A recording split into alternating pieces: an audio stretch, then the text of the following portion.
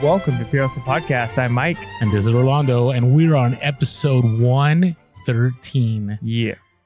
113. I'm always fascinated how far along we are, but it's kind of crazy. And the book study, we're definitely going to try to push things a little bit just because I feel like we could spend, seriously, a chapter an episode. But this time we're going to try to do 5 and 6. Yeah. So we're going to try and do 2 episodes this round. So hopefully we can get through all of the important stuff without, no matter what, we're going to be skimming over and missing some great content. So if you haven't picked up the book and read it yourself, highly recommend you do it because Chris Voss is a much smarter man than either Orlando or me. So it's important that you at least I'm negotiating.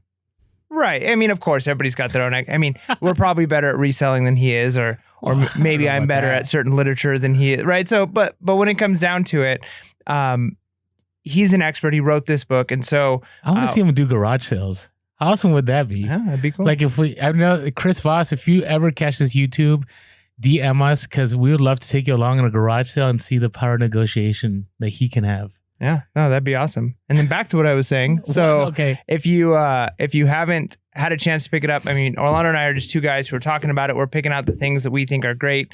But if you haven't had a chance to read Never Split the Difference by Chris Voss, we highly suggest that you check out the link below or pick it up on Audible. Like I mentioned last time, there's a pretty cool Audible program going right now where you can make some extra bucks on Amazon if you read 3 books. So anyways. Or listen 3 books, right? Yeah. Okay. Yeah, it's Audible, so that's how you do that.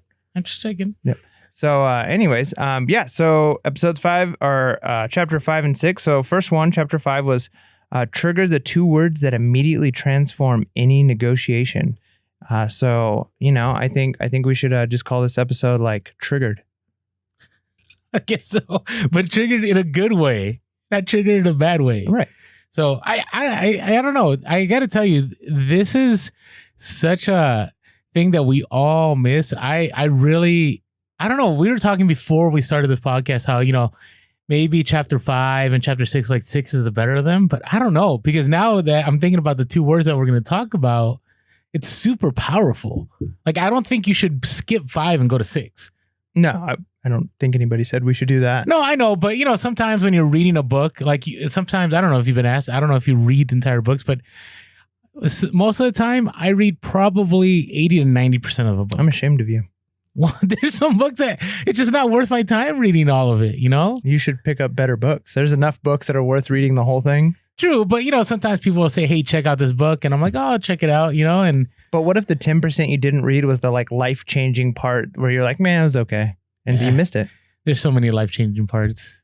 It's kind of one of those things that you don't know what you miss, so you don't miss it. So it's okay. Yeah, I see. Orlando is promoting ignorance is bliss. Not ignorance is bliss. I'm promoting being efficient. Oh, that's what I like calling it. All right. Hey, so what do you think? So I automatically resonated with what he's talking about just because I've had people tell me I need to change this and I change that. And when people tell me that, I don't care unless they really know me. Like, unless they've empathized with me, unless they, been there. Like, when I get a random person that kind of comes from the outside and just tries to tell me like, hey, I think you should be doing this. I'm kind of like, who are you? Like, why even bother with me? And so, he mentioned that on page 97, he talks about patients, right? I'm on the right chapter. I am. All right, page 97. He talks about, people that have open heart surgery and the doctor tells the patient, this surgery isn't a cure. The only way to truly prolong your life is to make the following behavior changes.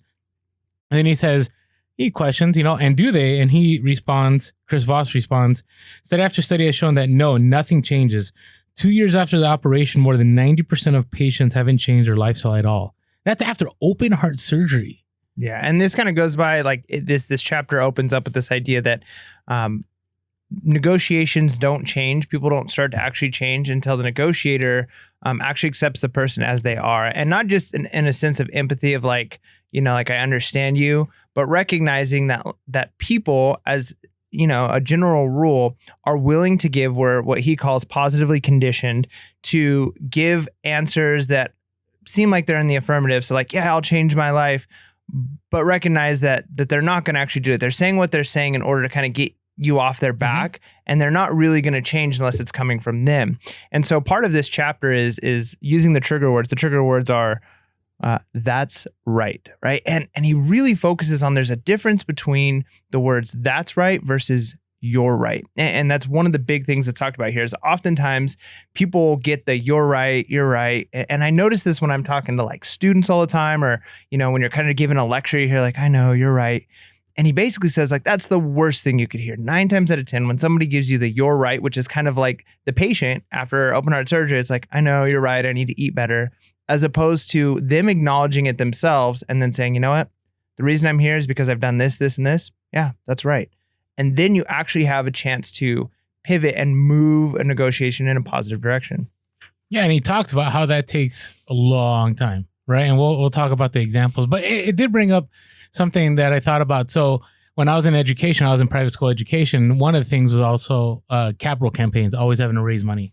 And I remember the director of development at some of the schools I had, networked with, I'd ask them like, how do you go about it? Like, how do you ask for money, especially somebody that you don't know or somebody that maybe doesn't have a student in the school?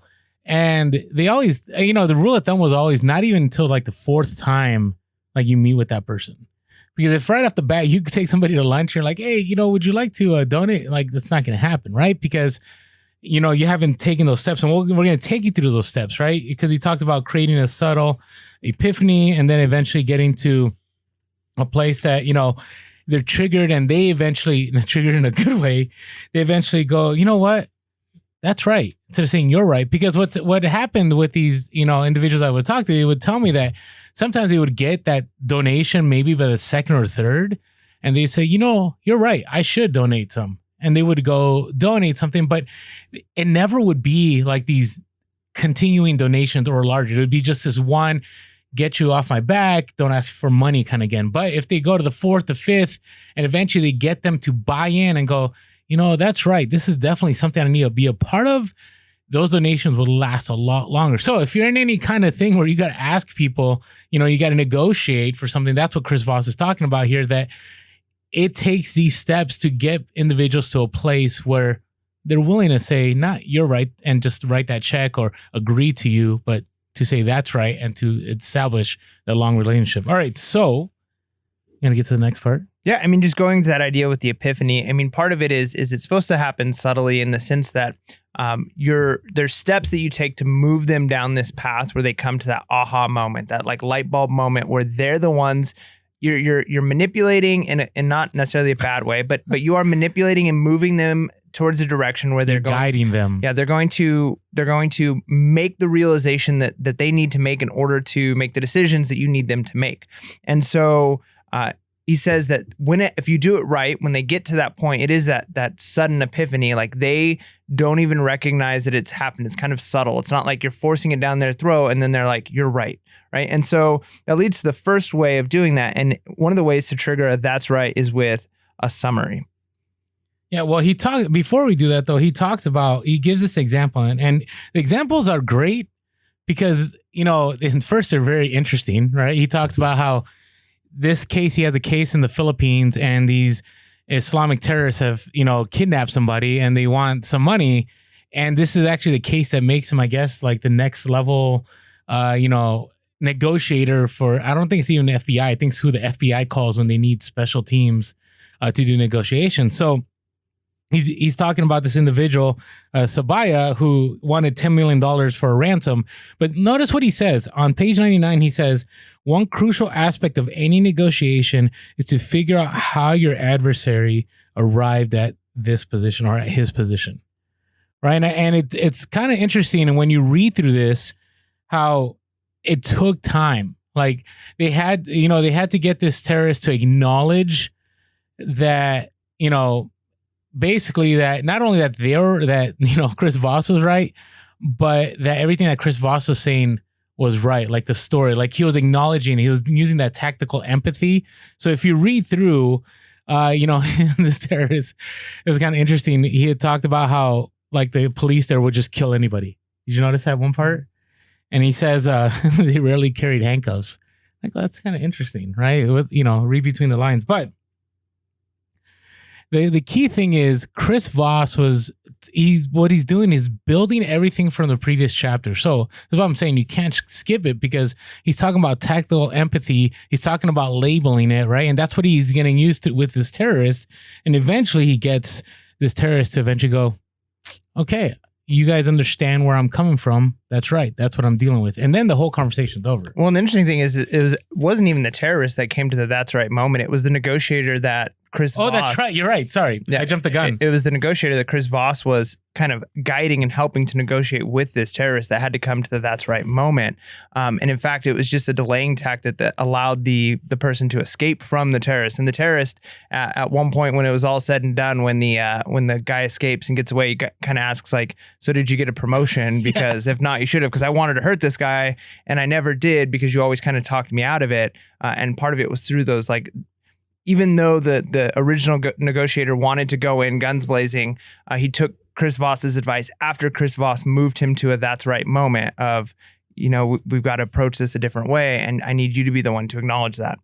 And then I love when it kind of goes into how to do this. And one of the ways is to trigger the that's right moment is with a summary. And so the steps leading up to, there's 6 steps. And I really was interested in the first 2 because we've actually talked about the other steps throughout this story or throughout the book reviews that we've been doing so far. So the first one, though, was effective pauses. So silence is powerful. And it's so true that people want to fill pauses and silences. And oftentimes, if you can listen to something somebody says or like present something and then give that silence, you allow time for things to sink in. Right. So allow there to be pauses and don't just be so consumed with move, but allow yourself to take a little bit of time. Let there be some pauses and silence. Allow the other person to think and process. And then while they're doing that, use minimal encouragement. So it kind of says, use words like yes, okay, and I see, as opposed to kind of leading and forcing them. So when you're listening to something somebody is telling you, instead of poking and prodding for more or trying to already manipulate or guide them to say a certain thing, just listen. I see. And just give little encouragements, enough to keep them talking, but not enough to necessarily feel like you're directing the conversation. Because when you do that, it allows you to move to mirroring, labeling, paraphrasing, and finally summarizing. And once you've listened well and you give that summary, that good summary after labeling and after mirroring, which are tactics we've talked about in previous episodes, then they come to that moment themselves where after listening to your summary, they say, that's right. Because it's all the things they've said, but you've phrased it in a way that helps guide the direction or guide their decision a certain way. I just think it's so interesting because this is, if you ever gone to any kind of marital counseling or conflict resolution, it's the same thing, no matter what.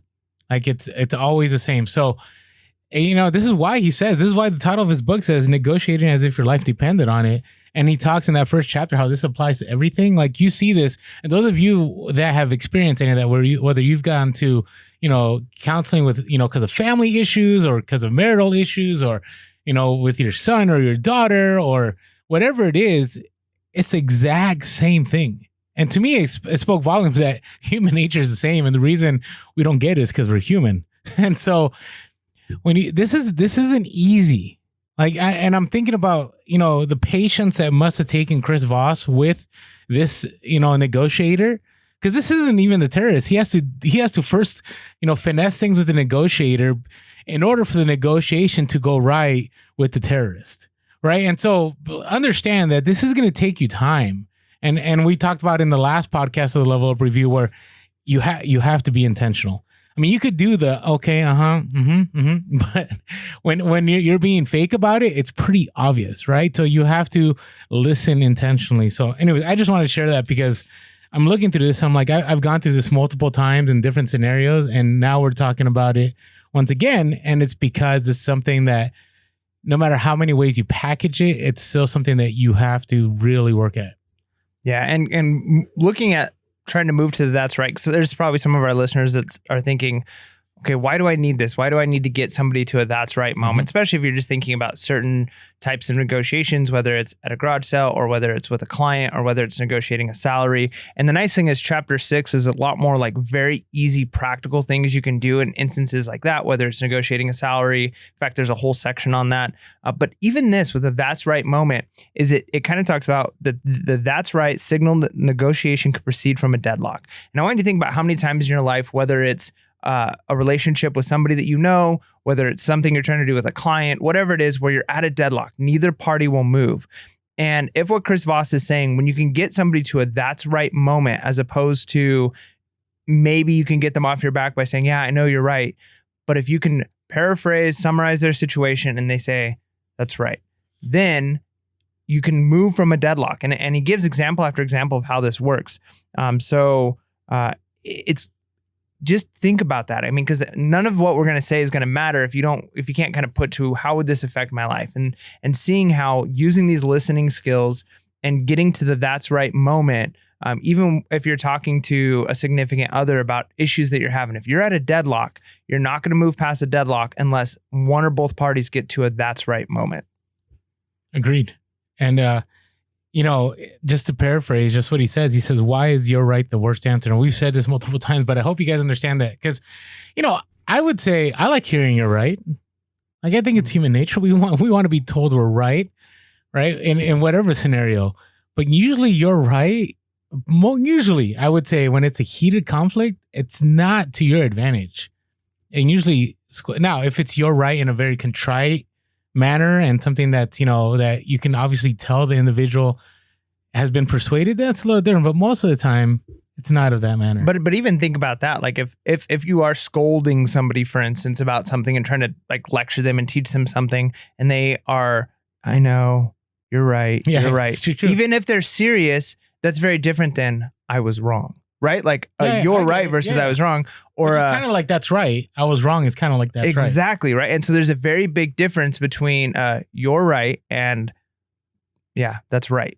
Right. Like that's right in this situation. He gives an example, I think a great example of his son who was an offensive and defensive lineman. Yeah. And as a lineman, basically he said his job as a lineman was just to smash people. He was always every single play, head down like a goat, just ramming into people. And that was what he did. And the coach moved his son to a linebacker position, which instead of just hitting anybody, the goal is I've got to hit the guy with the ball.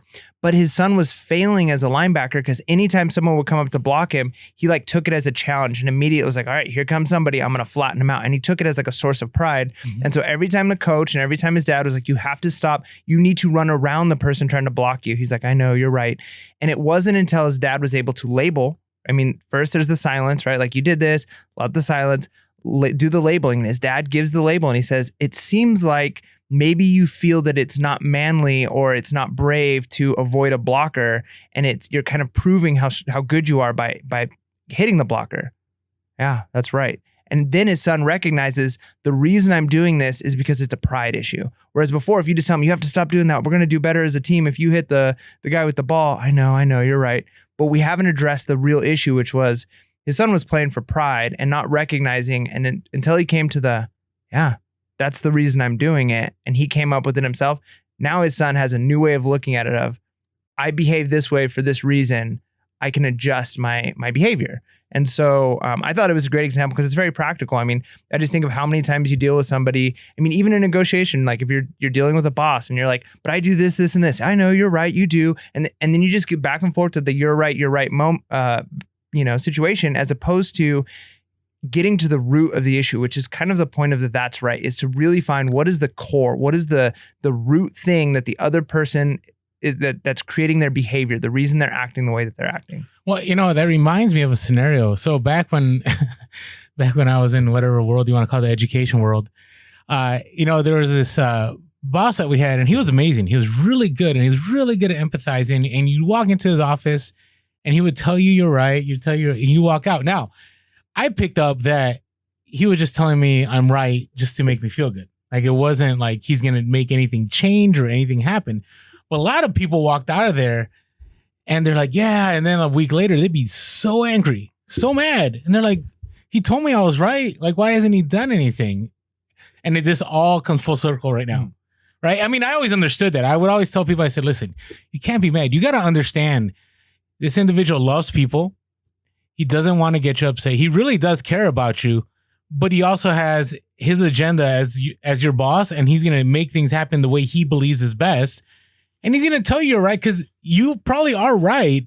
But in this scenario, there isn't a right or wrong. It's what agenda is he going to move on? And so, it would have been a lot better if individuals walked out of there understanding that you're right, man. Okay, cool. I'm done. And if they could get them to that's right, maybe. And I did have a couple scenarios where, instead of, I didn't implement any of this. I didn't even know about any of this, but I would throw scenarios and I'd say, hey, what if we did it this way? It seems it would be better for our school or, in this scenario. And he would go, that's right, Orlando. I think that's good. And then we implemented it and it worked out. So it's crazy how this comes full circle because now it all makes sense. Yeah. And I think, he gives two good examples, one for making a sale and then one for kind of career success, trying to move up in business and how to get that's right. And again, I can't emphasize enough that this isn't just, you're not just looking for specific words, but you're looking for the meaning behind it. So the reason for that's right is to get the person to acknowledge kind of the bottom line, the real motives behind their decisions and their actions, and then using that as kind of the springboard into real negotiation, especially when you're in that deadlock moment. I kind of experienced that in a garage sale that I went to today. I was at a garage sale, and I'm not going to go into the full story, but I was dealing with a person. They had a whole bunch of an item that I wanted. Lots of them, but their whole yard was just covered with stuff. It was like an estate sale, I guess you could say. It wasn't really a garage sale.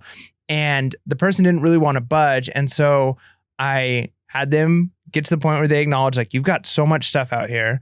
And then they were like, yeah, but these are selling and I'm willing to buy them all. Right. And so I got them to the point of okay, maybe you could probably sell all these over the next couple of days, or they might sit here and take up room. And I over time talking to them, got them to a place where they got to that's right.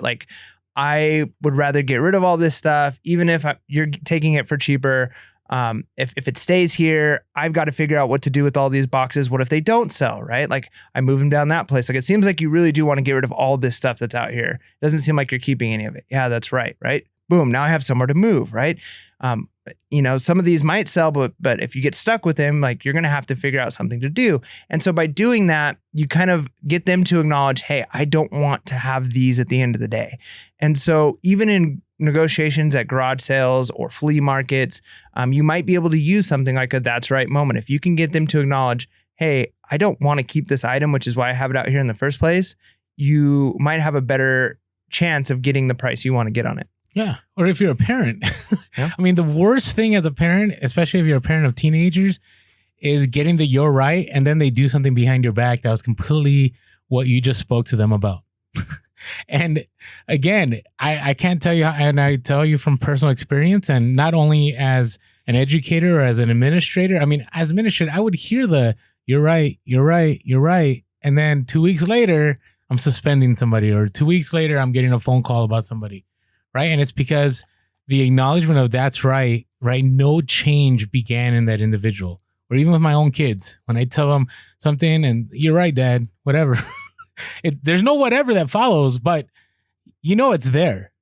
Right. But if they see it, that's when it's going to happen. So, yeah, it's so crazy. I never even thought about how those two words are so powerful. Just a switch in that one word. And I don't think it's going to 100% of the time. There are some people that know how to finesse others and know how to say the right things. But most of the time, if somebody says that's right, I think you're in a good place. Yeah. And especially at the end of this section, he even makes a strong claim here where he says, that's right in negotiations is better than a yes. Right. Oh, yeah. And especially because there's so many times there's this push to get to yes. But in a lot of negotiations, we all know yes doesn't always mean absolutely. And we talked about that on a previous episode. But a that's right allows for real negotiation to take place because you've acknowledged where they're at and you can really move forward from there. And so, you got to remember everything he says leading up to, right? Because I'm sure even in that negotiation you had at the garage sale, you eventually had to get to where they were, right? I don't know if you ask questions about how'd you come across this? Why are you selling this? I don't know. But those are all lead up questions to understanding how that person got there, right? And so he talks at the end of the chapter on page 112. He says, the more a person feels understood and positively affirmed in that understanding, the more likely that urge for constructive behavior will take hold. And that's where you followed up with, that's right is better than a yes, strive for it. Right? So always remember that, you're not trying to force that that's right. It's going to take time and it's going to take pain. According to what Chris Voss says, I can tell you from my own experience, like that's not something that you can just push out of people. It's just going to take some time and a lot of empathy. So people feel that you're in the same place with them. Doesn't mean you agree with them, but that you at least are trying to see what they're trying to say. And then you arrive to the that's right. Yeah. That's good. So then we move on to chapter 6, which I would say so far has been the most practical chapter. I mean, everything we've read so far has been extremely powerful. Some of it is a little bit more challenging to implement because it takes intentional effort. But a lot of the things that came out of chapter 6, I feel like were very practical and useful. And it starts with, like we said, every single chapter has kind of like a big story, which is like, here's this negotiation tactic taking place in like a terrorist or kidnapping or something like that. And then a couple of smaller examples of here's how it might work for like a salesperson. Here's how it might work for like a career advancement. And so this chapter is called Bend Their Reality. And before we jump into that chapter, I think it's a great break to let you know, if you haven't been following us on Instagram yet, make sure to check us out on Instagram and on TikTok and on Facebook. We're Pure Hustle Podcast. On Twitter, we are Pure Hustle Cast. If you want to give us a call about how these tactics work, I'd be interested if somebody says, we really applied this and this is what happened. We'd play it on the air. I think it'd be great to hear. So you can always give us a call, 619-738-1170. That's 619-738-1170. Or you could, shoot us an email. We're not the best at email, just because the email just, it gets overwhelming when you have a long message. But once you can hit play and you can hear a voicemail, it's a lot quicker. But you can email us at purehustlepodcast@gmail.com. That's purehustlepodcast@gmail.com. And below, if you ever want to say thank you in a monetary way, there is a PayPal link. And thank you to all of you that have donated, and thank you for all the reviews that keep coming in. And I like the level up reviews. We sometimes get individuals that are like, not only do we enjoy the reselling, but we love the level up reviews, which we're grateful, because sometimes we're like, how much longer are we going to do this? But hey, you know what, if it's bringing value, we want to keep doing this. We love doing it. I think we would be doing this either way, but we really appreciate that. So, hey, make sure to follow us on all those channels and get a hold of us if you like. All right, let's go to chapter 6. All right. So the big story in this chapter, kind of the crazy, something that we would have a hard time relating with, but demonstrates that these tactics work.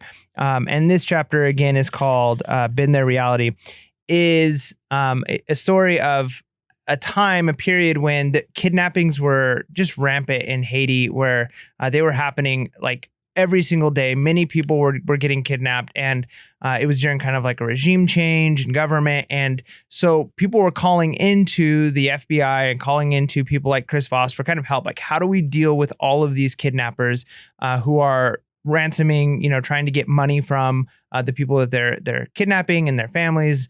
And this story, the specific example they give is of some kidnappers who kidnap an aunt and then ask the family, ask the nephew, or tell them, we need $150,000 or we're going to kill your aunt. And so a big part of this was kind of, trying to figure out what is it that was actually causing all of these kidnappings. And that was part of what Chris Voss's job was. And he realized that understanding, just like we've talked about in the past, understanding the other side is really crucial.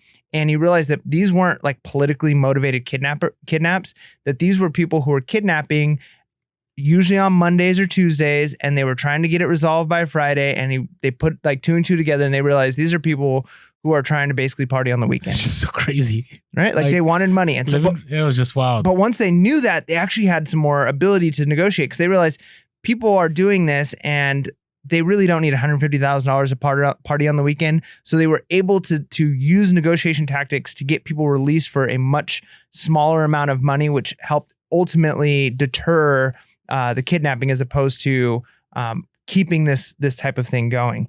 So that kind of leads us into this idea of don't or bend the reality, and it leads to don't compromise, which kind of is where this whole idea of never split the difference comes from. So what were your thoughts on that?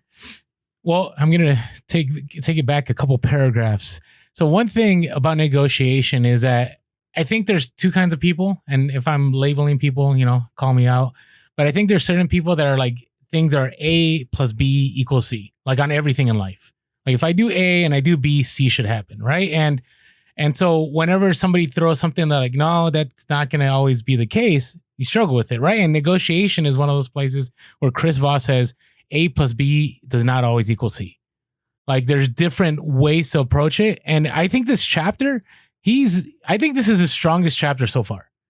Like he doesn't, and I'll read a line on page 116 where he's very clear about like, this is not the way it goes. But he does say that on page 114, he's talking about, the people that were being ransomed and says, so, you pay the ransom and they release your relative, right? And he's like, no, that's wrong.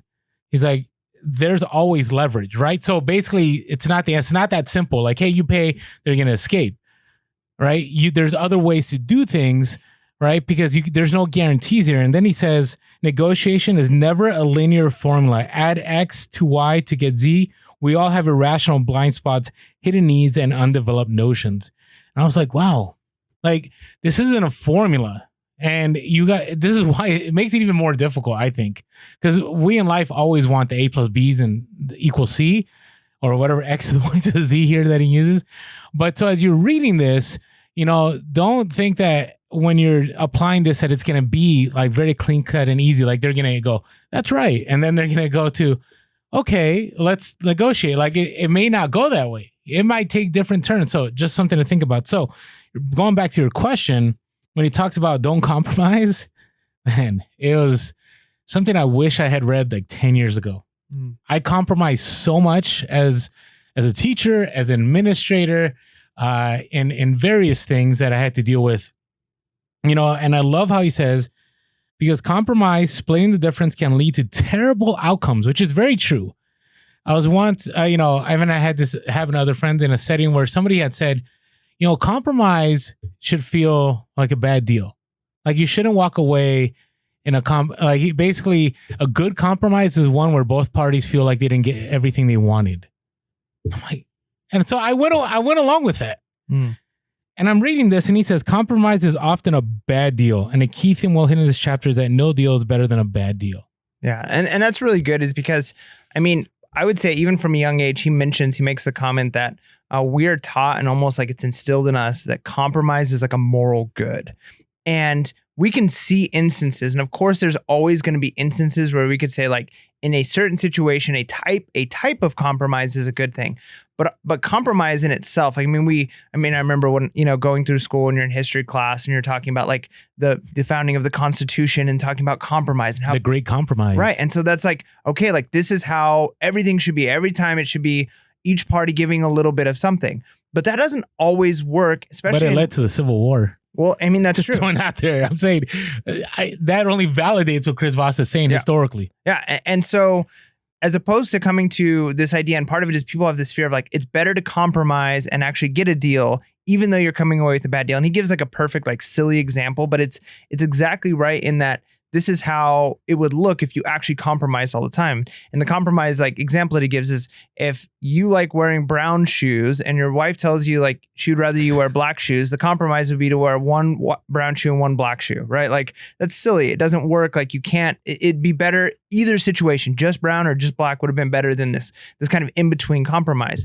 And so this is countercultural. You understand this. Yeah. Well, like, this is different. It is in the sense that, I think it is in some ways, but everybody recognizes this. Like there are certain things that people know they can't compromise. And the idea, again, nothing in this chapter is like totally like just be a shark and just destroy other people. No, not at all. And like make it so like you come away and like they walk away with nothing. The idea is for them to walk away with what's right, you to walk away with what's right, and it to be a good deal or to have no deal at all. But when you walk away with a compromise and both people walk away with something that's worse than they started with, really, it's actually not a good thing. And so let me just read it. I think he phrases it in a way that like he leaves no question to it. And we're going to keep it pure hustle here. But he says, I'm here to call BS on compromise right now. We don't compromise because it's right. We compromise because it's easy and because it saves face. We compromise in order to say that at least we got half the pie. Distilled to its essence, we compromise to be safe. Most people in negotiation are driven by fear or by desire to avoid pain. It's so true. Too few are driven by their actual goals. So don't settle. And here's a simple rule: never split the difference, which is the title of the book. Creative solutions are almost always preceded by some degree of risk, annoyance, confusion, and conflict. Accommodation and compromise produce none of that. You've got to embrace the hard stuff. That's where the great deals are, and that's what great negotiators do. That's good. And I'm like, mic drop. Yeah. I mean, it was so good. And again, these are things that I do believe we are, see, I don't know if engineer is the right word, but it's kind of, you grow up like, compromise, you walk away, everybody's happy and you're good. Right? But you can walk away with a lose-lose situation. Yep.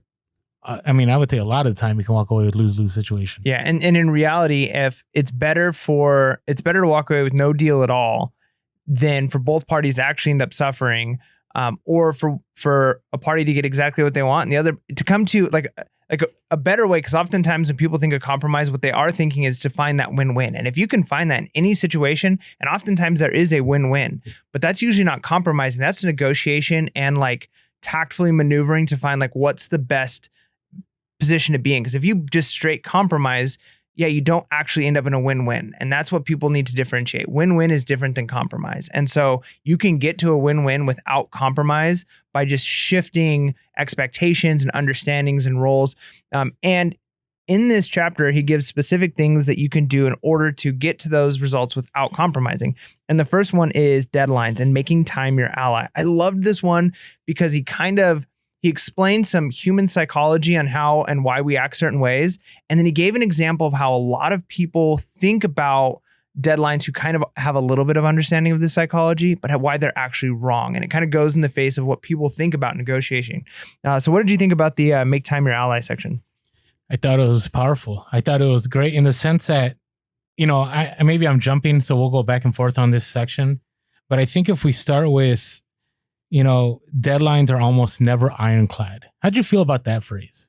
Yeah, I mean, it's so true. I mean, I remember thinking, so many times in my life that something has to be like, there's deadlines. So you have to like get something done by a certain time. And it's good. Like deadlines aren't a bad thing. Deadlines actually, like we've talked about in the past, in other books and stuff, they push you to make decisions and to work in ways you wouldn't work before, but they also have negative consequences. And oftentimes, like I've thought like, okay, I've missed a deadline to apply for this job, or I've missed a deadline to apply for this, program at the school I'm trying to get into, or whatever it is, just to send the email or to negotiate like, hey, can we work on this? And it still ends up working out. Like oftentimes like a deadline isn't always like the end. Now there are times when it's like, sorry, our system, like you submitted it too late, like the system doesn't accept it. There's nothing we can do. But usually when we're talking about negotiating and you're dealing with things like salary, right? Like if you think about the fact that we've got to leave this meeting in the next 5 minutes that I have to talk to you with something figured out,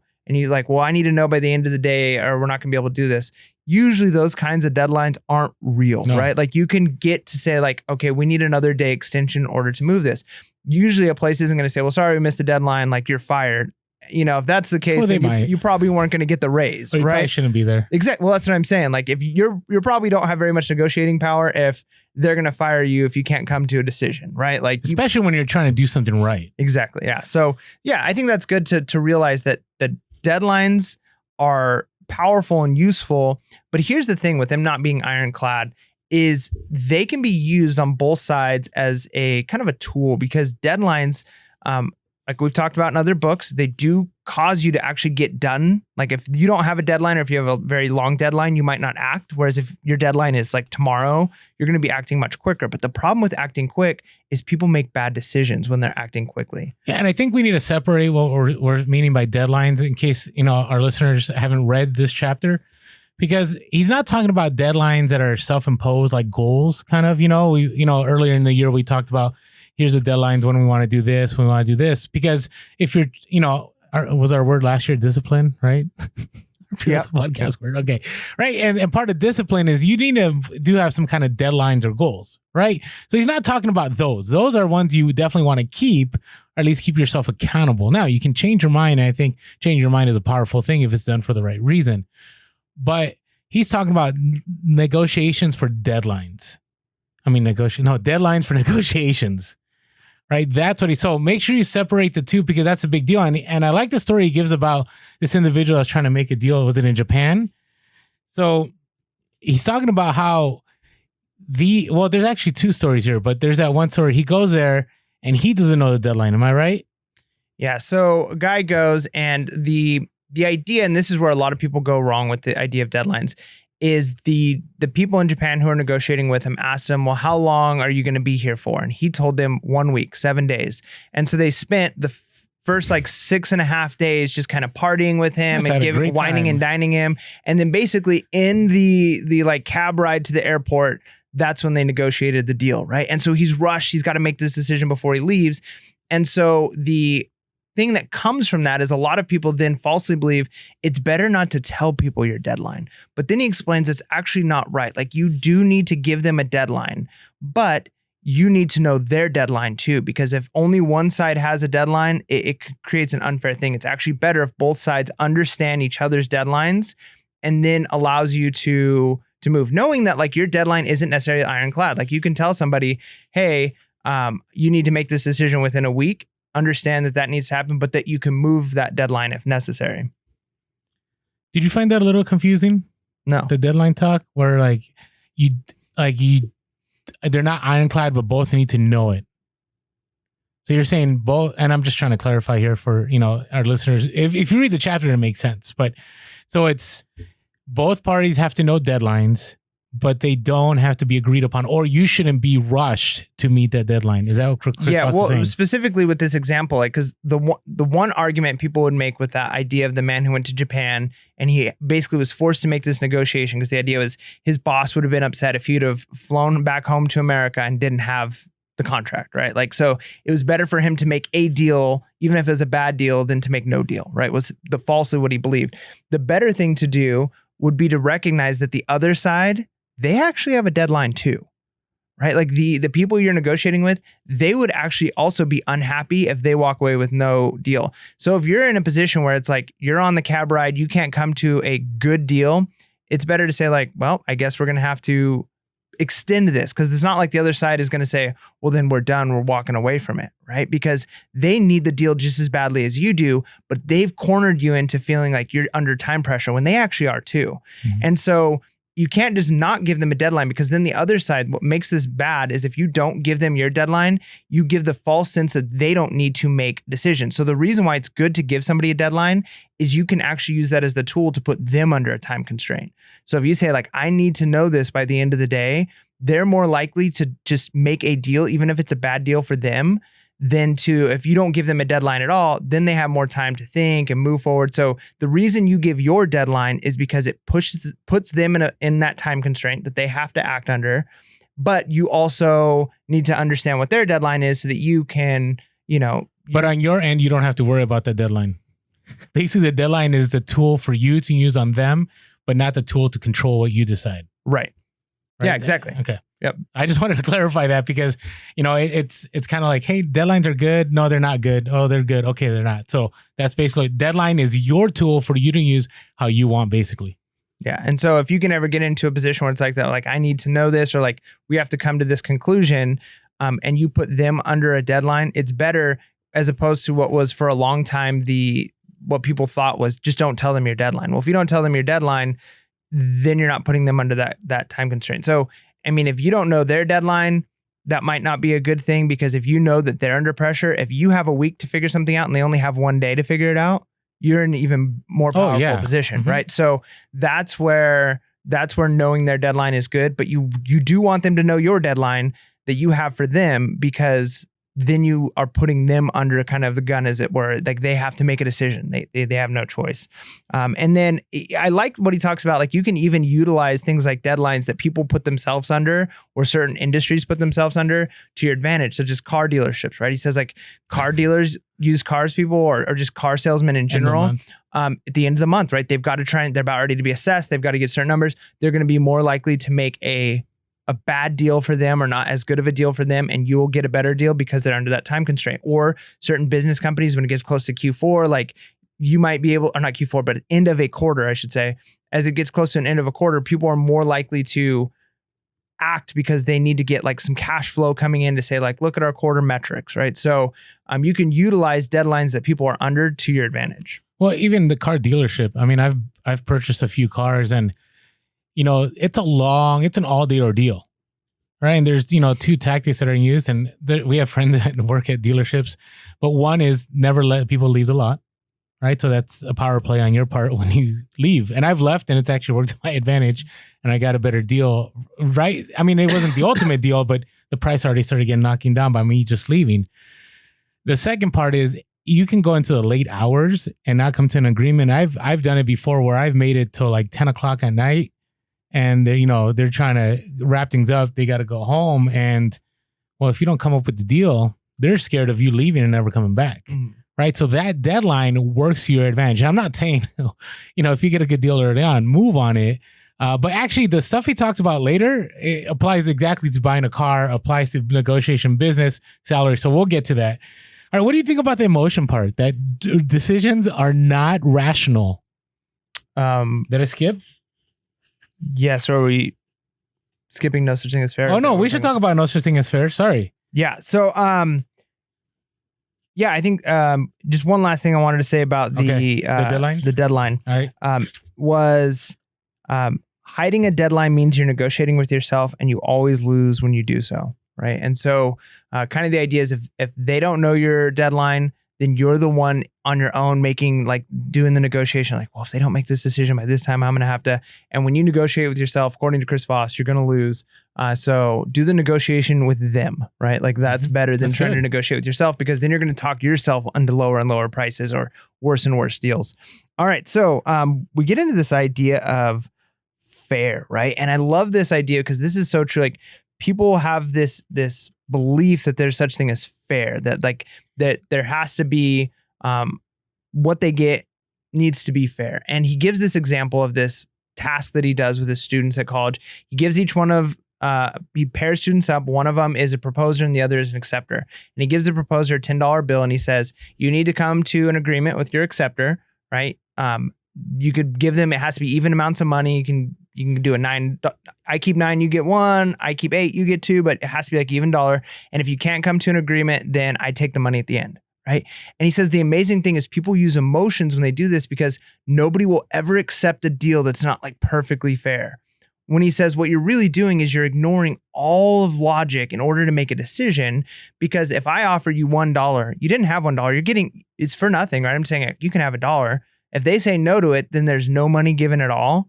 Right? Like, why would you turn down $1 for $0? Well, the reason is people have this idea of like, well, then why do you get 9? Like, I should get 5, you get 5. It has to be fair. Even though reality is none of it's yours. Like he's giving it to you, but because it's like, but he gets to keep more than me, that's not fair. And they explain that people always make decisions based off of emotions as opposed to logic. Well, yeah, and the statement, it's a broad brush, but it's true. He says at the very end of page 121, he says, we're all irrational, all emotional.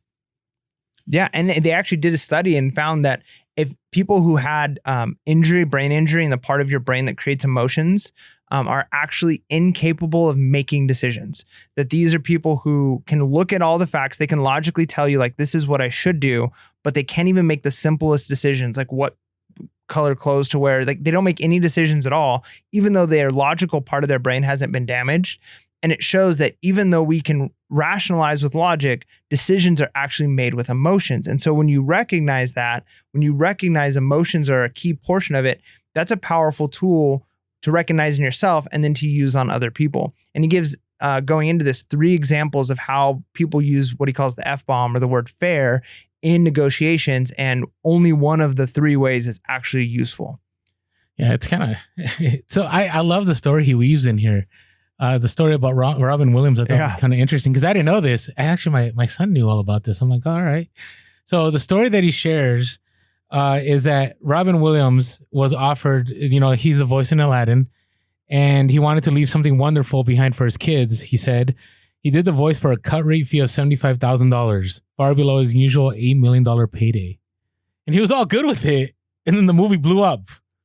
And then Robin Williams felt that it was unfair. Yeah.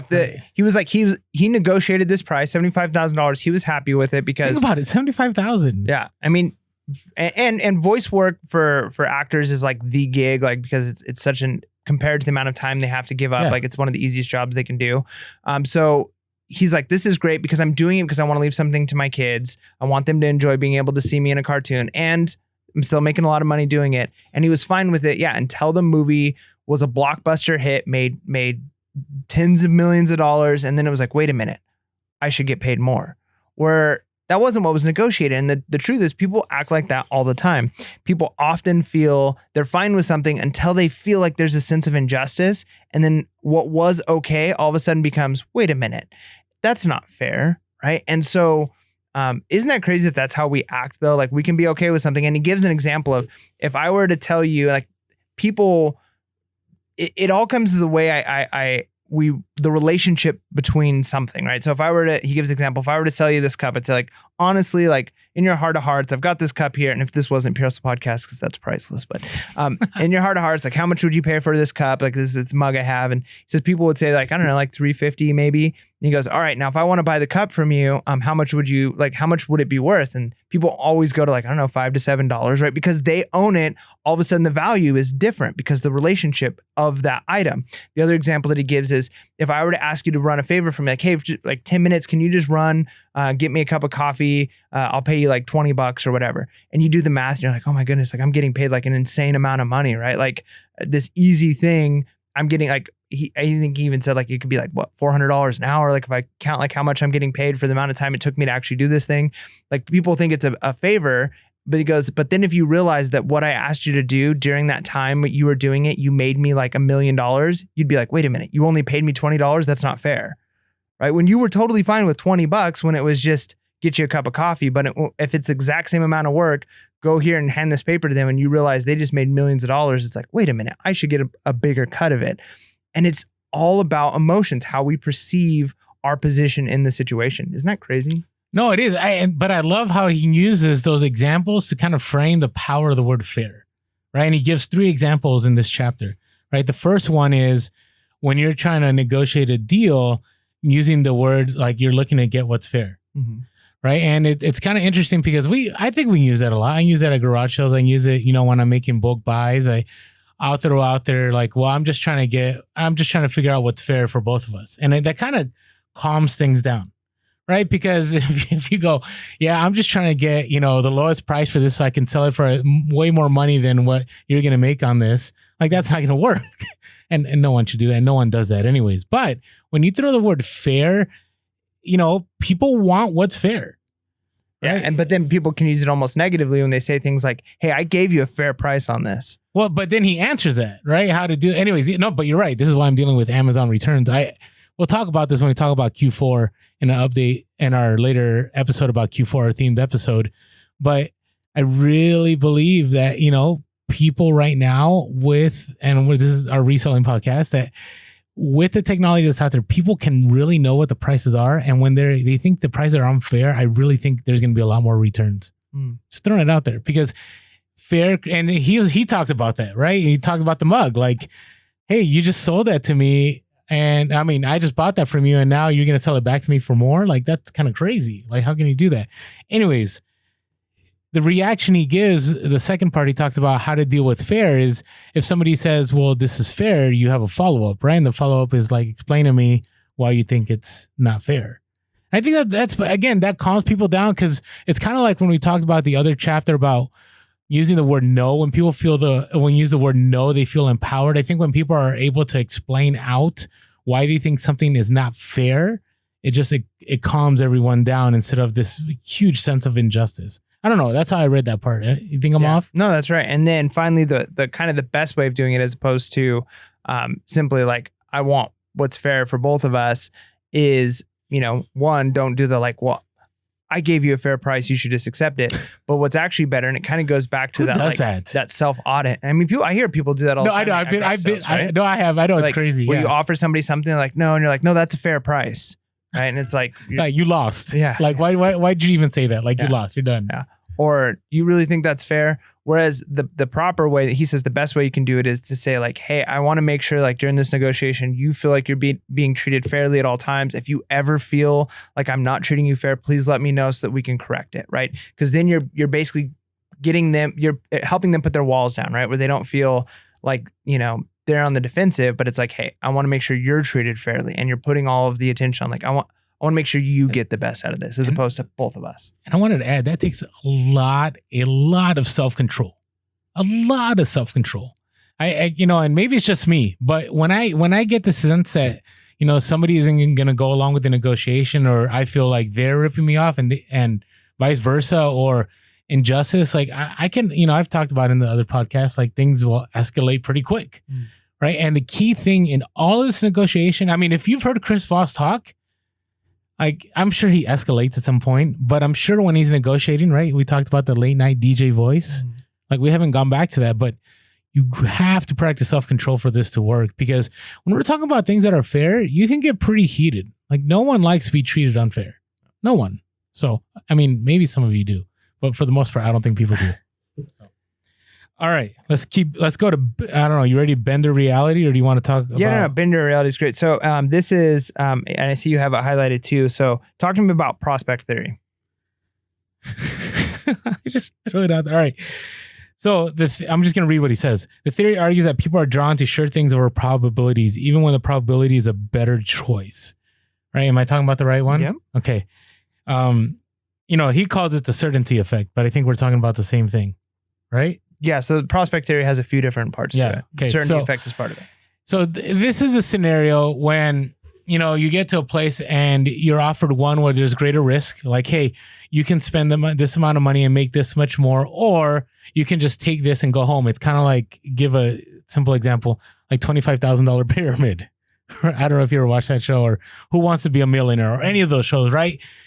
They have a pretty good chance of making $1 million, but they settle for the 10,000, right? And based on how things are going, probability is, they may make it. Now, granted, all these shows are rigged, okay, to a certain point. But he's talking about that people are more willing to take the safe, right? The safe bet, or he calls it, and we'll talk about loss aversion here a little bit too, instead of going for that, even though the more rational one would be the probability one, right? Did I hit that right? Yeah. And so prospect theory involves the certainty effect and loss aversion, right? Both of those are kind of like two sides of the same coin. And so the certainty effect, is this idea that you'll take what's certain over what's not certain, even if it's what's certain isn't necessarily good for you, or you'll avoid loss even at the risk of less risk for reward, right? Like you're more willing to take risk to avoid loss than less risk for reward. And he gives the specific example, and the numbers can be a little hard to follow if you're not like reading it on the page, but it makes total sense that if you were to tell somebody they have 95% chance of receiving 10,000 or 100% chance of getting 9,499, we're talking about like $1 difference in like the percentage wise, right? Because 95. So yeah, you're right. That people would be more willing to take the 100% chance than the 95% chance over that $1 difference. But when it comes to losing money, so if you were to tell somebody they have a 95% chance of losing 10,000 or a 100% chance of losing 9,499, they make the opposite choice. They'll risk the bigger 95% option to avoid the loss, right? And so people do that, like and where that becomes useful to recognize that people avoid losses when it comes to negotiation, if you present something in a way of, if you don't take this, here's what you'll lose, and you give that to them first, they're more likely to take the deal because they're afraid that they're going to lose something. So if you were to say, like, if you do this thing with me, you can make this amount of money and this amount of money and do this. But if you start the negotiation of, if you don't do this, here's the amount you're going to lose, it's totally different in the way people are going to react. People are more likely to avoid the loss than to take a risk for reward, even if the risk they're taking is less. Agreed. I mean, it happens all the time in negotiations. I'm willing to buy out everything, or I'm willing to spend this amount here. And, and whenever I negotiate, these deals, if I start with that, then it's like, okay, let's talk. Right. But if you go with it, if it was something that's not concrete, he talks about it. Like if the individual that you're negotiating with does not see or feel that they're going to lose, like you're going nowhere in the negotiation. But, it takes practice. It takes time to get there. Now, I don't know, I'm ready to jump to the next part because it's really good. Did you want to share more on that? When you say jump to the next part, what do you mean? They anchor their emotions. Yeah, that goes into it. Okay. This is all. So, but it's funny because, he talks about in, I don't know, chapter 2 or 3, there's late night DJ voice, and then there's like jovial, happy-go-lucky, play around. And, he talks about how he had to call certain people and tell them that they were going to be getting less money or getting paid less. Right. But he does it in this very kind of like it's not super serious way. Right. He removes he puts all the negatives up front. Right. And he says, I got a lousy proposition for you. And then he pauses. By the time we get off the phone, you're going to think I'm a lousy businessman. You're going to think I can't budget or plan. You're going to think Chris Voss is a big talker, blah, blah, blah. And he goes on and on and on. And I think that's very important because you're trying to get people, again, this is empathy, right? Because whenever you're making a deal with someone, right, especially I feel like when you're way off and you approach people and go, hey, you're probably not going to like what I'm going to the number, what I'm going to share with you. I'm not going to say the number because we'll talk about not giving the first number. Voss validates that again. But usually, and I'm not saying I'm an expert in this, but when I talk to people and I know that we're far apart, I don't stop. I always go with, this is probably going to offend you.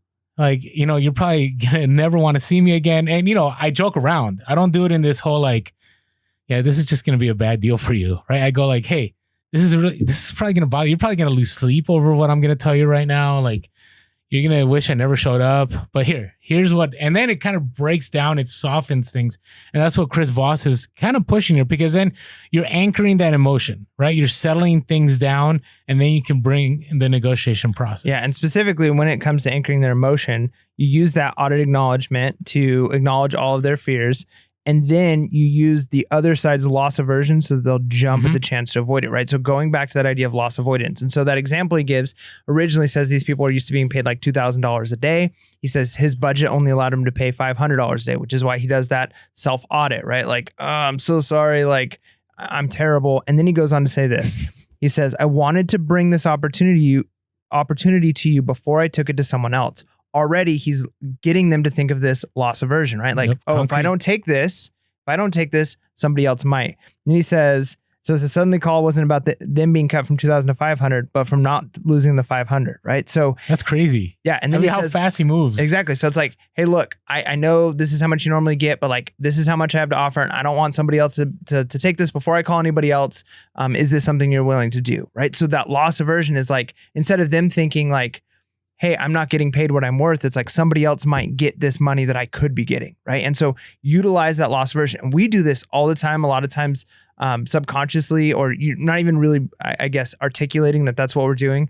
But when we say things at garage sales, like, like I can pay you this right now, like we can make the deal, we can get this off of your property, you don't ever have to see it again, right? Like I have, like, you can start pulling out the money. If you say like, hey, I'll give you $50 for this, and they're like 75, like pull out the money, have it in your hand. You're like, I mean, I could do 50, and then start to put it away, right? Like immediately they went from, they want 100 from this to now they're losing $50, right? So if you can change their thought process and utilize that loss aversion, it's very, very helpful. And to give you the opposite side of that, so I had a major deal go down this past week, and I had something that an individual wanted, but they were lagging on their response to come get it. And then I had another individual. So I kind of played these two people against each other.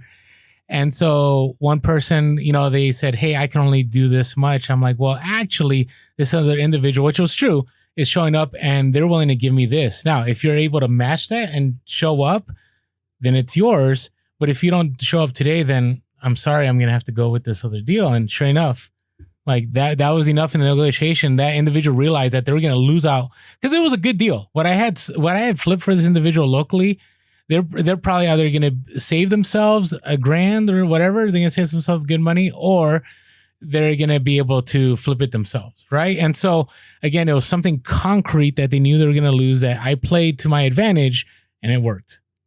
So there's two sides to that coin. Okay, so let's talk about let the other guy go first.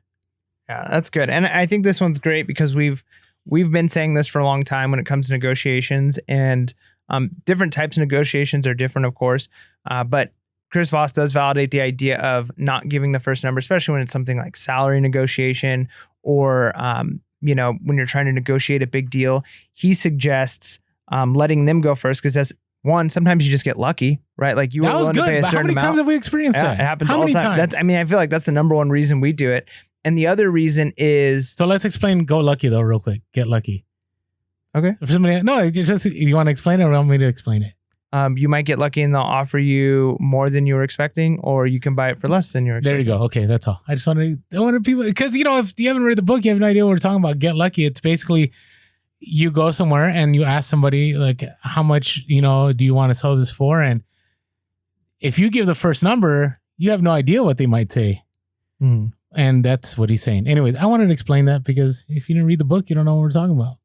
So, all right, keep going.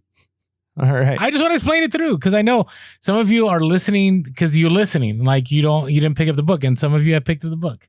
Yeah, but So- I still don't, I think that's like the most easy thing I don't that didn't need know. explanation. Like, Okay, you know what? hey, don't give the first number because you might get lucky with what they give you. Right? Like, Okay, that's true. That's See, like that the was least- really easy to understand. Okay. Anyways, hey, I care about our listeners. Okay. All right, keep going. I just worried we insulted our listeners. No, that's we all. didn't insult anyone. So anyway, so it suggests letting them give the other number, let the other side anchor the negotiation, because then it gives you a place to move, right? And this happens all the time. I made this mistake. I think I mentioned on the podcast before, but I was offered a certain amount of money for a job that I got, when I was right out of high school. And actually, I think that it started with them like saying like, how much would you take? And I was like thinking, okay, like I'm currently making like $15 an hour. It'd be amazing if I could be making 18. Like that was the number I had in my head. So that the salary I asked for was like for $18 an hour. And they're like, yeah, no problem. Like we can give you that. Right. And they gave me that. And then like I helped hire the same position like several months later. And I was helping like them promote somebody else into the same position I was in. And they showed me their salary range and I was way under. Right. Like, and instead of They worked you. Yeah, they worked me, right? And it was kind of worse because I got to see like, ooh. And they're like, yeah, here's the number. So if they ask for this, like we can go up to this amount. And so if I would have been a little bit more like, and sometimes even not even taking the first number, because that he gives that as an example too of like using a range. If you do have to give the first number, because sometimes there is no choice, right? Like we could talk about the fact that like it's best if possible not to give the first number, but sometimes even for specifically says like sharks, like people who are like really good at negotiating, they will give the first number because once you give a number, you do have a certain amount of especially if it's huge numbers. He's talking about like going really big one direction or the other, which is sometimes why it's like if somebody forces you to give the first number, you're like, okay, how about $1, right? Like because then they know they can't come up too high from there.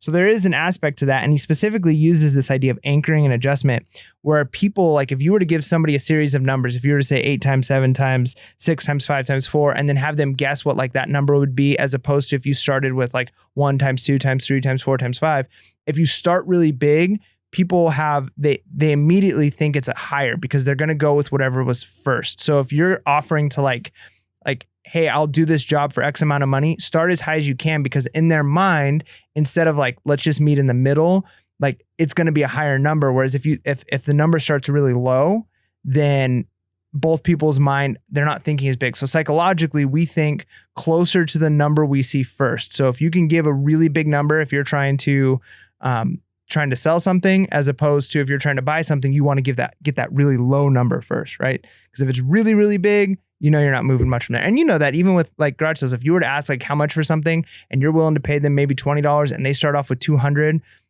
this negotiation is probably not going to go well, right? Because yeah, I mean, you could start with like, so we're probably not going to be able to make a deal, but what is the lowest you'd entertain? And you start working it, right? I used to walk away from that. I would say we're too far apart, but you don't know because yes, they're trying to anchor. I would say you just got to dishevel it, like remove that anchor and bring back the anchor. Because then if they tell you, then you get into the other part. I mean, this works, he's establishing a range, right? So let's say, somebody says 200 and you're at 20, right? And then he's talking about salaries, right? You give your bottom number, which should be a high number, and then you give an absurd number, right? And usually when you're offering salary, so he gives the example of, you should always give ranges, right? So one range is, Jerry might have said a top places like X Corp people in this job get between 130,000 and 170,000, right? So the company, I mean, this is what Chris Voss is giving this example, would go, oh, we'll pay him 130,000. When in actuality, like that's what he wanted, right? Well, think about that, like, because that's if you're forced to give a number, right? Because sometimes you can't always not give a number, and you're kind of in a position where like I have to give a number. So if you're doing a negotiation like that, and somebody's like, "How much would you pay for this?" Right? And you're like, "Well, I'd really be willing to pay 20," but you're like, "I don't know, maybe like $5 to $15," knowing that like they're gonna go, "Okay, I'll do 15," right? Because you gave such a low number, 5, and then the opposite is true if you're trying to sell something, right? If you're trying to sell something and you're like, I don't know, I'm thinking this thing is probably worth like anywhere from $100 to $300.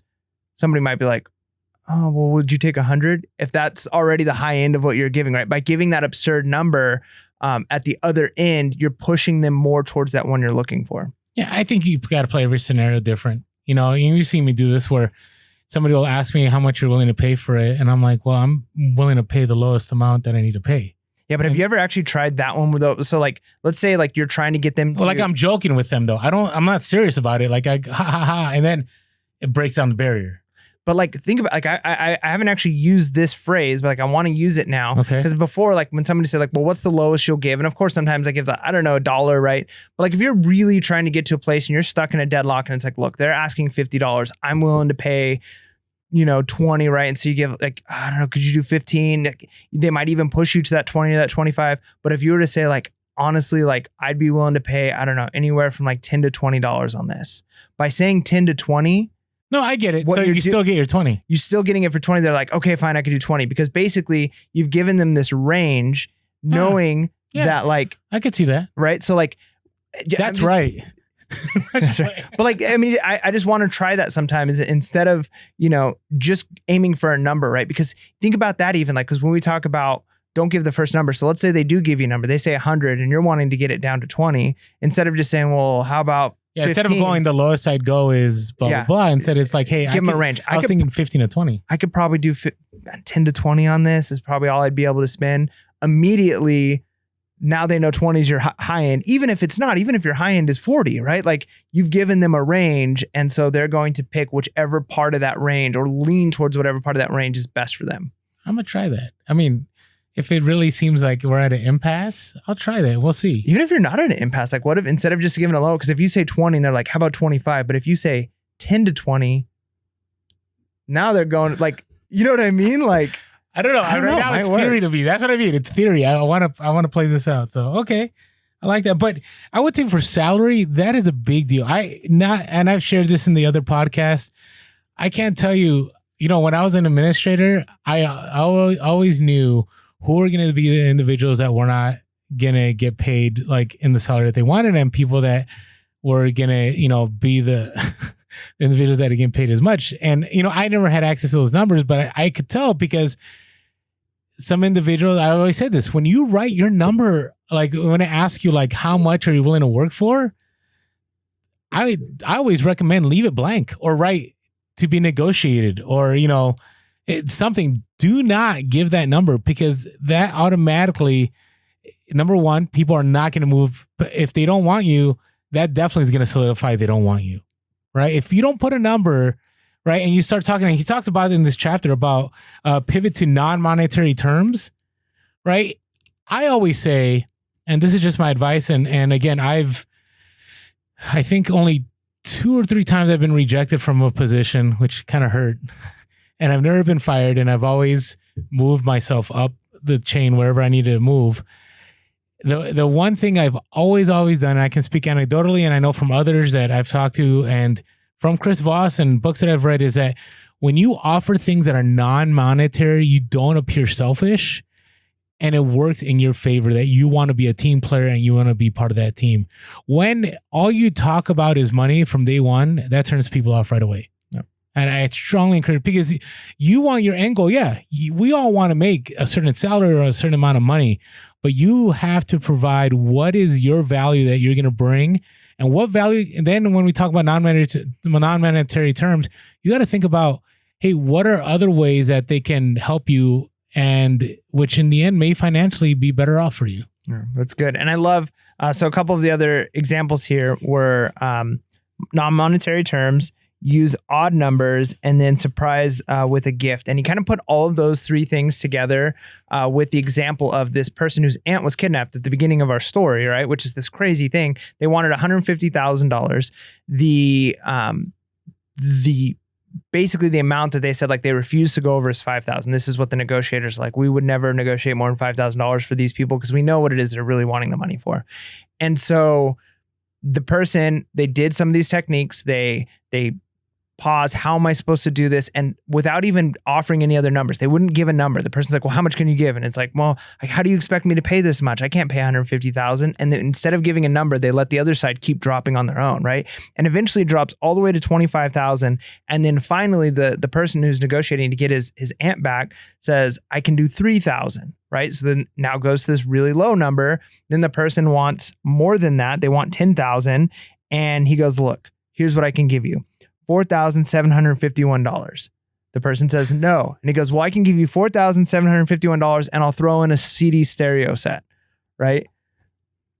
What you do at that point is you're basically saying, this is the exact amount of money I have, even though we know the negotiator was saying we've got $5,000 we could work with. But by using, when you say 5,000, what you're saying is these zeros are kind of like placeholders that can move any direction. But imagine that even at a negotiation at a garage sale, if someone's like, can you do, $100? And you're like, no, I could do $50. And they're like, well, how about $70? But if you were like, I could do $53.25. I don't know how that like, would go. But if you were like, if you pulled out, like, if you had exactly that amount, like, stashed in like a separate wallet and you like held out, like, I could do $53.25. Actually, I have like a pack of gum in my car I could throw into. Okay, but you know what I mean? Like, you're basically saying, like, this is what I have. I don't think that's what he's saying. No, that's what he's saying. Okay, yeah, but when he's talking about, I think, in one part he does, and the other part he's saying, when you do these random numbers, it looks like you really thought out like what you want. Yeah, this is the number I can do. This is it. This is what I've thought out. This is what I have.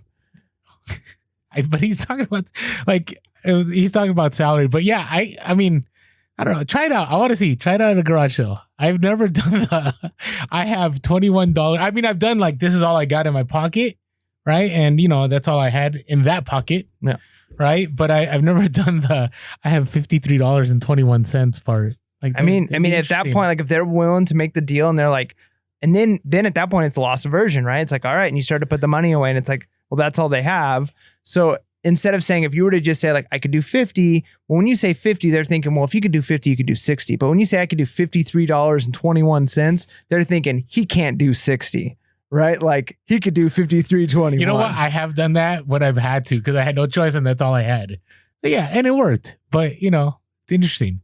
I haven't thought about it intentionally. So yeah, right. Do it intentionally. And then throw in a gift. Like, hey, and I got some coupons. I got some eBay swag for you. I could throw this podcast in, shirt. And it shows that, like, one, you're tapped out, and two, it might actually be beneficial. Like, if you could say, like, and he talks about the gift, not just like in a ha-ha way, like, I could throw this in too, but it just is like a show of good faith. Like, sometimes just actually doing a gift, like, hey, let me take you out to dinner and then we could talk about this more. And then, you do it, and that kind of becomes a gift that helps lubricate the negotiation process. All right. So, there's a couple things before we close things up here. So he had talked about negotiating a better salary. Again, I think this is what I just talked about, right? He talks about it. Be pleasantly persistent on non-salary terms.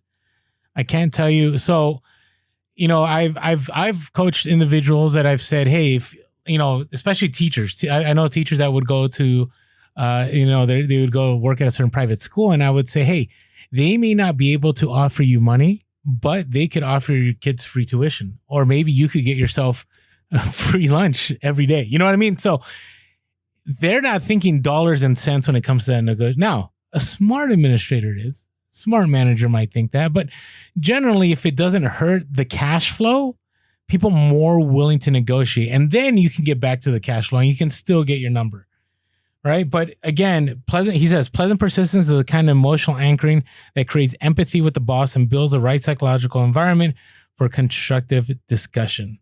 And the more you talk about non-salary terms, the more likely you are to hear the full range of their options. So again, you don't know what you don't know until you start asking. So I would say Chris Voss is very big on like asking those questions, like, what can we do? Now, eventually you want to land on money, but you shouldn't be the one that initiates that conversation. At least that's my thoughts. And at least that's what I'm getting from Chris Voss here. Yeah. Okay, you agree? All right. All right. So salary terms without success terms is Russian roulette. What you get about that? Do you think that works out? Like telling people, hey, I want to be a team player. I want you to mentor me. Do you think people can read through that? Yeah, I mean, I think the idea that he was kind of trying to say here is look at more than just salary, and specifically look at things like, hey, one, like, what does it take to be successful here? What can I do here? And then two, look at, okay, so this is what you can offer me now. So like, if you come to the place you're like, I really wanted, I mean, this happened even where I'm working right now, because schools are a little bit different. I'm not at a private school anymore, but I'm at a public school, and they have set numbers. Like they can't negotiate always on prices as far as like their salary, but they can negotiate on non-salary items sometimes, right? And so when it was like, hey, how much can we get? What I was looking for and what they actually were able to offer me legally by like their contracts was less than I was hoping for. But then there's this thing of like, okay, so what are some non-salary things? Like, okay, so what would it take for me to get into a position or stipend, or what things could you offer to allow me to get here, right? And so when you do that, you're one saying, look, I'm a team player. I want to be here. I want to make the more. So whether that's a different position, whether that's, extra courses I could take, what do I need to do to be at the place where I can be at this amount? And notice that individuals, when they hire, they want to hire people that want to grow in a company, right? He talked about ask what does it take to be successful here, right? And I think that's a big part. Like it doesn't matter. Like everyone wants, and I'm broad brushing here, but most people want whatever individual they hire to take ownership and want to. Because if you want to move up and you show you want to move up, it means you care about that company, you care about that business, and people are more likely to want you there. If you just say, well, I really want this job, well, yeah, but so does everybody else that applied. Right? What makes you different? What separates you from others? Right? And we're talking to listeners here that are super young, that are looking to get their first, jobs out of college or maybe out of high school. Or there's individuals like me in their 40s that are kind of transitioning, into a different workplace. So these are things definitely to think about, because and he notice what he says at the end of page 137. He says, he's talking about the example of Angel here, but which made Angel seem less aggressive and the lower end more reasonable in comparison, right? So about that number that he's trying to get, which is on the lower end of the range, they were more willing to go with it because he didn't seem so aggressive, because he wasn't just talking about money over and over and over again. So I don't know. I wonder if this is counter to other entrepreneurs or gurus that we've read or that we may read down the line. Because I don't know, I get the impression it may be. So we'll I don't know. We'll take a clip from this and we'll attach it to another level up review whenever we hit that book. Because I'm pretty sure this isn't like not the norm, but there's other voices out there. So you have any more you'd like to add here? No. All right. So hey, make sure that, that in all of this that you're not splitting the difference in both of these chapters. It's very big. All these tactics. Be intentional. Be very, very much understanding that it's going to take some time. It's going to take some patience to get there. Mike and I aren't even there, but we're going to try to implement some of this. So we'll see how that goes. So with that being said, hey, make sure to be real, be relevant, and be reselling. Peace.